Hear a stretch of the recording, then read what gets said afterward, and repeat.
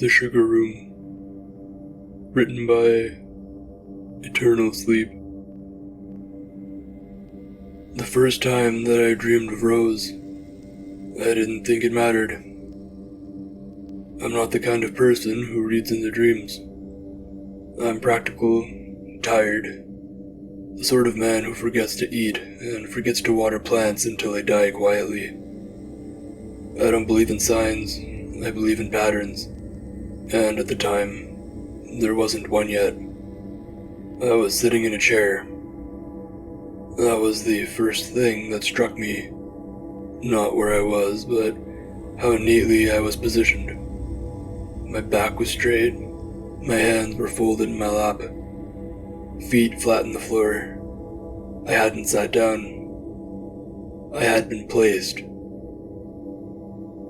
The room looked perfect in the way that a catalog looks perfect. A dining space washed in soft pastel light, frozen in a permanent late afternoon.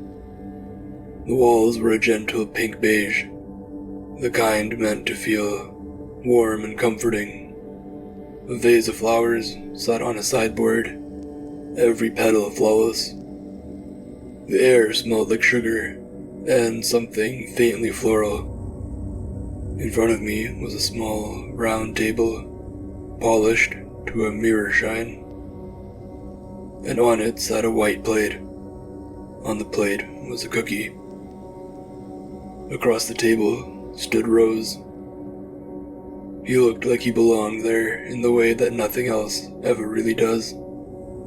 Pink hair, neatly styled, not a strand out of place. A soft apron tied around his waist, dusted with flowers, like he'd been baking for hours. His posture was relaxed, practiced, someone who had learned exactly how to take up space without threatening anyone. His face was gentle, almost kind, but his eyes were wrong. Not glassy, not glowing, just still. They didn't dart or soften. They rested on me with a focus that felt invasive, like hands pressed flat against my chest. "You should eat," he said. His voice wasn't soothing. It wasn't cruel either. It was blunt, factual, like he was stating the next step in a recipe. I looked down at the cookie. A small rose piped into the center with meticulous care. It was too perfect, too deliberate. The smell was overpowering up close, sweet enough to make my teeth ache. Rose's smile didn't fade, but it tightened, just slightly, like a muscle resisting a cramp. "That's all right," he replied. "You'll be hungry later." I woke up with my jaw clenched and the taste of sugar stuck to the back of my tongue. The dream came back the next night. Identical chair, identical table, identical light that didn't cast shadows the way that it should. No windows, no doors, just the suggestion of a room, carefully arranged to imply safety. This time the cookie was different. It was still round and still iced, but cracked down the center. The icing was uneven, smeared in places like someone had rushed. Rose noticed me staring. "I fixed it," he said. "It's still good." I studied him more closely then. The flower on his apron never shifted. His hair didn't move, not even when he tilted his head. He smelled sweet, but underneath it was something metallic, something old. "Where am I?" I asked. "Somewhere safe," he answered immediately. The words felt rehearsed. I laughed, short and nervous. The sound didn't carry. It died way too quickly, like the room had swallowed it whole. Rose didn't react. "You're wasting time," he said. I pushed back my chair. The scrape of wood against the floor was loud, echoing way too sharply. The moment my foot touched the ground, the room blurred and folded in on itself. I woke up gasping.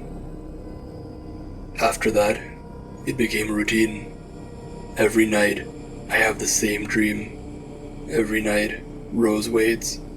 The cookie changed each time.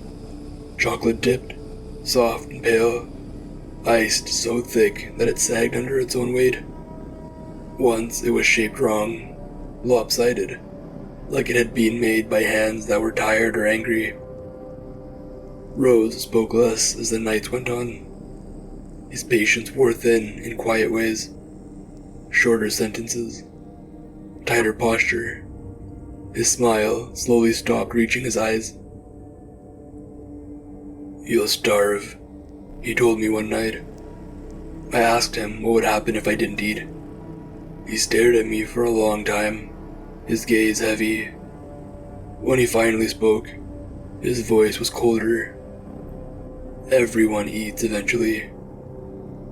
The room started to change once I started paying attention. From the chair, everything looked perfect, but when I stood and walked around closer to the walls, the illusion cracked. The pastel paint wasn't smooth. It was peeling in thin strips, curling away to reveal something dark and swollen beneath. The flowers on the sideboard were stiff, their stems brittle, and their scent cloying up close. The floorboards were scratched, not randomly, parallel lines like fingernails. When I reached out to touch the wall, my finger burned. I woke up instantly, heart racing, my skin tingling as if shocked. The next night, Rose was already standing when I arrived. "You're not supposed to do that," he said. "Do what?" "Look," he said. The cookie on the plate was gray and crumbly, like ash pressed into a familiar shape. "I just want to understand," I told him. Rose leaned forward, palms flat on the table, up close. I could see the cracks in his posture, the tension in his jaw, the way that his fingers dug into the wood. "There is nothing to understand," he said. "There is eating, or there is hunger." People started dying, heart failure in their sleep, choking, internal injuries with no external cause. The articles mentioned nightmares, vivid dreams, waking up starving. I stopped sleeping, because it didn't matter. Rose found me anyway. This time, Rose wasn't there. I searched. The oven behind the counter, the kitchen smelled wrong up close. Sweetness layered thick enough to hide rot. When I opened the oven door, heat washed over my face, dry and suffocating. Inside were trays stacked high, bones ground into fine flour, teeth mixed into dough, jewelry melted into the metal. Something pink and fibrous caught in the grate that I realized, too late, had once been part of someone's mouth. "You weren't invited back here." Rose stood behind me, closer than he'd ever been. His apron was stained now. The flour on his hands had darkened into something sticky and red. "They were hungry," he said calmly. "I helped." I woke up choking, my stomach cramping like it had been hollowed out. The next cookie was still warm. It bled when I touched it. "You see now," Rose said. "Everything here is real." I asked him what would happen if I never ate. For the first time, his voice sharpened with real anger. "You don't get to refuse forever," he snapped.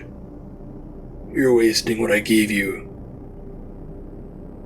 The final dream was smaller. The room felt compressed. The walls cracked open. and the pastel skin hanging in strips to reveal the rot beneath.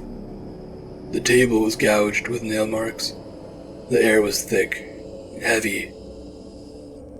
On the plate sat a heart, human, whole, and still beating. I stood up, slowly, backing away. Rose crossed the room within seconds, grabbed my jaw with hands far stronger than they looked. His composure was gone now, replaced with raw irritation.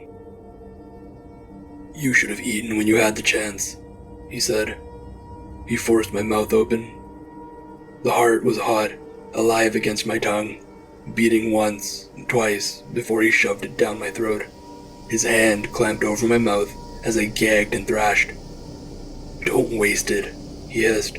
"I made this for you." I woke up screaming. The pain didn't fade. My chest burned, sharp and tearing, like something inside me had finally given up. I collapsed on the floor, gasping, clawing at my shirt. The last thing I felt was my heart rupturing under the strain. They said that I died in my sleep.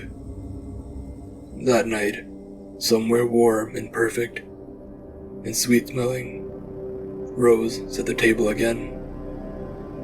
He smoothed his apron, fixed his hair, and placed a fresh cookie on the plate. He waited. Someone would be hungry soon.